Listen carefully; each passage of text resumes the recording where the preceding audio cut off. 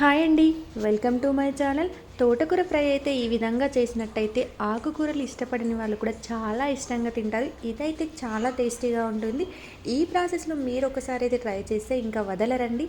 దీనికోసం ముందుగా మనం తాజాగా కడుక్కున్న ఆకుకూర అయిన తోటకూరని 2 పచ్చిమిర్చి కొంచెం సాల్ట్ వేసి బాగా ఉడకనివ్వాలి.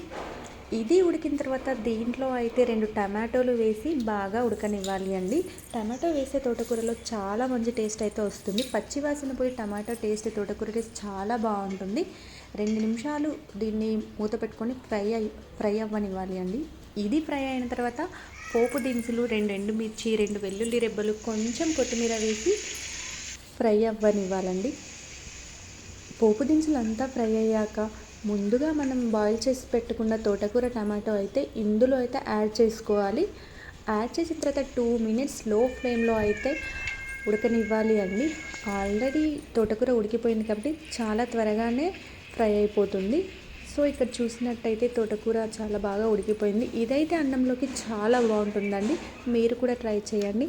నచ్చితే థ్యాంక్స్ ఫర్ వాచింగ్.